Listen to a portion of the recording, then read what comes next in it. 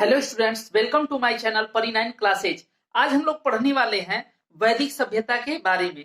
इसके पहले हम लोगों ने पिछले वीडियोस में हमने क्या पढ़ा था, सिंधु घाटी सभ्यता को, और बहुत ही विस्तार से मैंने आपको वहां पे पढ़ाया है, समझाया है। अगर यदि आप उसे एक बार पढ़ लेते हैं तो आपको दोबारा पढ़ने की जरूरत नहीं है, केवल क्वेश्चंस का प्रैक्टिस करें। ठीक है ना। तो चलिए ऐसे ही वैदिक सभ्यता को भी शुरू करते हैं, और ये भी कई पार्ट्स में आएगा क्योंकि मैं छोटे छोटे वीडियोस बनाता हूं ताकि आप लोगों को पढ़ने में दिक्कत ना हो। ठीक है ना। तो देखिएगा, आज हम लोग पढ़ने वाले हैं वैदिक सभ्यता के बारे में। लिखा है वैदिक काल। ठीक है ना। लिखा है 1500 बीसी से 600 बीसी। इसका मतलब हो गया 1500 ईसा पूर्व से 600 ईसा पूर्व, यानी कि ईसा मसीह के जन्म से 1500 वर्ष पहले, बिफोर क्राइस्ट होता है। बीसी का मतलब होता है बिफोर क्राइस्ट। ठीक है ना। तो अब देखिएगा, ये सिंधु सभ्यता के बाद का समय है। ठीक है ना। तो चलिए आइए देखते हैं। लिखा है वैदिक शब्द, ध्यान दीजिएगा, लिखा है वैदिक शब्द वेद से बना है। वैदिक शब्द जो ये है वो बना है वेद से। ठीक है ना। और वेद का अर्थ, जिसका अर्थ क्या होता है, ज्ञान। क्या होता है अर्थ? ज्ञान होता है।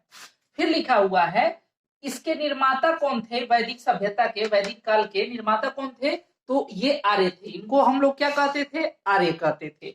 अब देखिएगा, आर्य क्या है? संस्कृत शब्द है। आर्य जो है वो संस्कृत शब्द है जिसका अर्थ होता है श्रेष्ठ या उत्तम।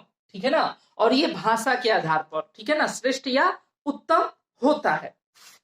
फिर लिखा है मैक्स मूलर का मत। ठीक है ना। अब देखिएगा, अभी तक मैंने क्या आपको बताया कि ये वैदिक शब्द क्या होता है, यह किससे बना है? वेद से, जिसका अर्थ होता है ज्ञान।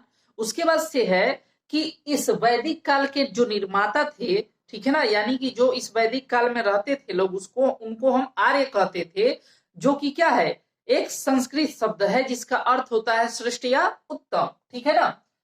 उसके बाद से है, अब देखिएगा इतना हो गया। तो फिर ये कंफ्यूजन था विद्वानों में कि ये जो आर्य थे ये भारत में कहां से आए थे। ठीक है ना। तो इसके लिए कई सारे विद्वानों ने अलग अलग अपना मत प्रस्तुत किया, लेकिन यहाँ पे कुछ महत्वपूर्ण मत है लोगों का, विद्वानों का, जो हमने लिख रखा है, और इसको आप लोग क्या करें, ध्यान दें और ध्यान से पढ़ें, क्योंकि ये क्वेश्चंस पूछे जाते हैं एग्जाम में। लिखा है मैक्स मूलर का मत। ध्यान दीजिएगा, मैक्स मूलर का मत मध्य एशिया से खैबर दर्रे द्वारा हिंदू कुश पहाड़ियों के रास्ते ये कहाँ आए थे? भारत आए थे। कहाँ आए थे? भारत में आए थे। ठीक है ना। कहाँ आए थे? भारत में आए थे। ध्यान दीजिएगा, ये जो आर्य थे, मैक्स मूलर कहते हैं कि ये कहां से आए थे? ये मध्य एशिया से खैबर दर्रे द्वारा, खैबर दर्रा, दर्रा होता है पहाड़ियों के बीच का हिस्सा। ठीक है ना। दो पहाड़ियों के बीच का जो हिस्सा होता है, जिस मार्ग होता है, उसी को दर्रा कहते हैं, मतलब। ठीक है ना।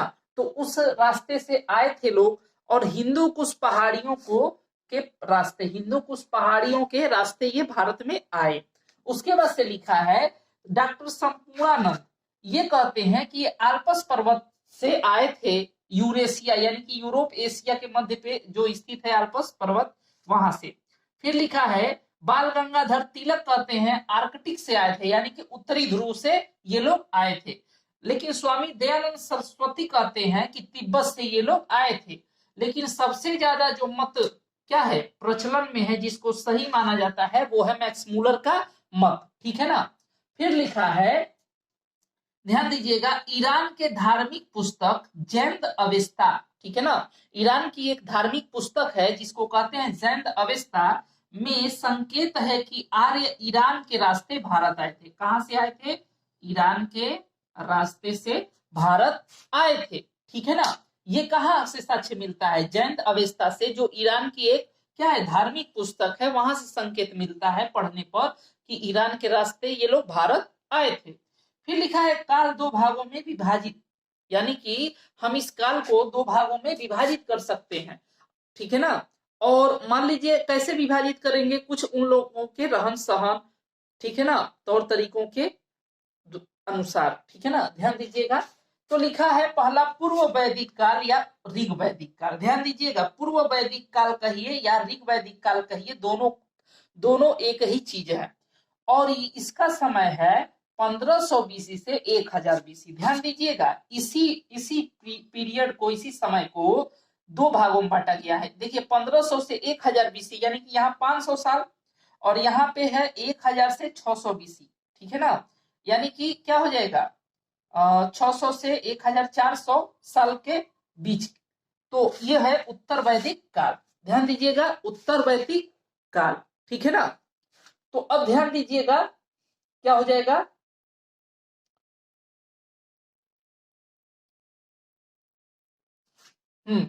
यहां देखिएगा ऋग्वेद में, ध्यान दीजिएगा ऋग्वेद, ठीक है ना। हम सभी वेदों के बारे में हम लोग पढ़ेंगे।